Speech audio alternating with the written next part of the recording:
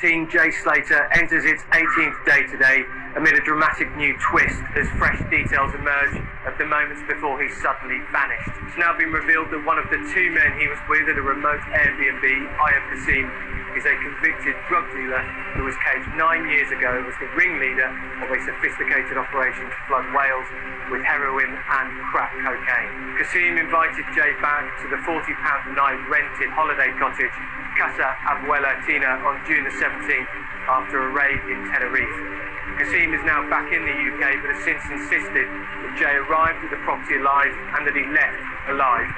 Speaking from his home in Barking, East London, Kasim says Jay had nowhere else to go after his pals had left him behind and insisted he had nothing to do with Jay's disappearance. Spanish cops have already spoken to Kasim and his pal, who is known only at this moment as Johnny Vegas, and say they are irrelevant to the case. The latest development sheds important light on the final few hours before Jay made that fateful phone call home to say that he was lost and with little phone battery.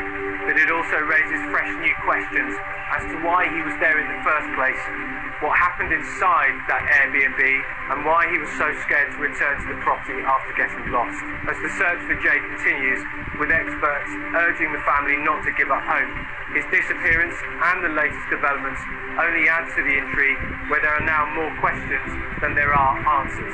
His desperate family here in Tenerife refuse to give up hope, but like his dad Warren said, don't just disappear. The apprentice bricklayer has not been seen or heard from since calling his friend at 8:50 a.m. on June the 17th to tell her that he was lost, in need of water, and that his phone was low on battery. The police have since halted their search for Jay, but say their investigation is ongoing. For now, they have no evidence of criminality, but are keeping an open mind. In the meantime, Jay's friends and family have vowed to continue scouring the island's rural Deteno Park in the hope of finding him. There has been a very interesting development in the last 24 hours or so, in that one of the men who we know that Jay travelled with in a car from Playas de las Americas to the Airbnb apartment in Masca has come forward and said, yes, it was me, Jay was in my car. He was alive when he got to the apartment and he was alive when he left. But there's a very interesting twist. This man apparently has a criminal conviction going back some years for wholesale drug dealing. Serious crime, organised crime, call it what you will. He has been convicted of that. In the very early stages of the investigation, the Guardia Civil almost dismissively said, yes, we've spoken to the two men in the vehicle and they are, quote, not relevant, unquote. Well, if I'd been on this investigation, I would have wanted all options to be explored, to not rule anything out whatsoever, and to be able to say a sweeping statement like that so early on is very surprising, especially when we take into account that just a couple of days ago, plainclothes police officers with forensic overshoes over their day shoes were seen coming out of the very same apartment. Now, with regards to the collection and retention of forensic evidence, there's a saying in policing that goes, you only get one chance to get it right. So were these officers going to the apartment over 2 weeks after Jay had gone missing to do some kind of forensic examination? If they were, that raises some very serious questions about the efficiency, about the thoroughness, and about the competence of this entire investigation. We know that the Spanish police focused so heavily on this mountainous terrain around Masca because that was where they deployed their dogs, their helicopter, their drones, the mountain rescue team, people from the fire service and their own officers. Now Jay was a 19-year-old lad from Lancashire who, as far as I know, had no outdoor survival training or special skills, the like of which you might get in the military, for example. Therefore, I think the likelihood of a young man with no such training surviving out in that kind of terrain for what is approaching now 3 weeks is highly unlikely. I think the investigation has, rather embarrassingly, had to rewind itself to a certain degree by sending officers back to the Airbnb, and there are still questions that are being raised that have not been answered in any way, shape or form. For example, the reports of a Rolex watch being stolen. Has that been completely bottomed out?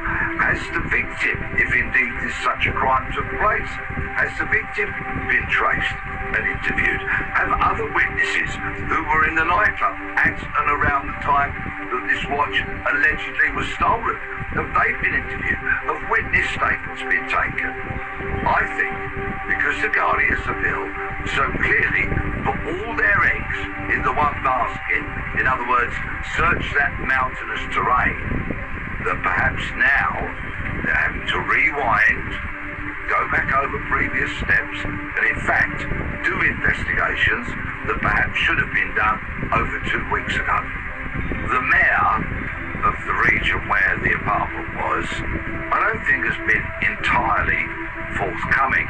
In fact, I'm hearing reports that he's denied access to some CCTV. Now, I'm not in a position to corroborate whether that is actually true or not, but let's remember that a mayor in a region such as this in Spain does carry some considerable power and has to stand for re-election. This island is so heavily dependent upon tourism. Is there a reluctance on behalf of the police to actually delve as deep as they should do into the murky world where we know there are drugs?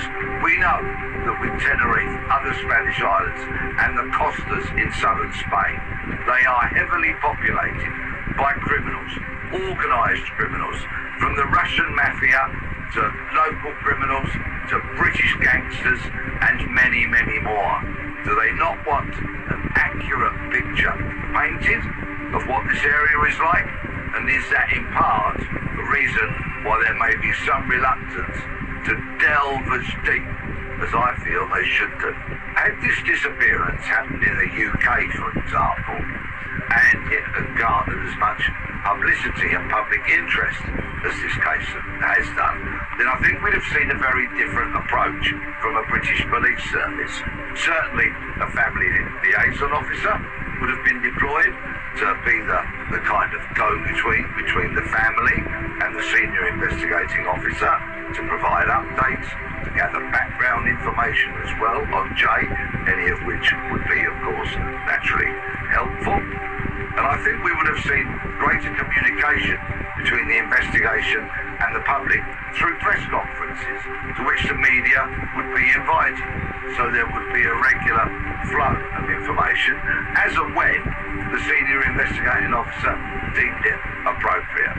All of this seems to be lacking considerably here, and I really have an awful lot of sympathy for Jay's parents, his brother and others who loved him, because they are reluctant to criticise the Spanish police.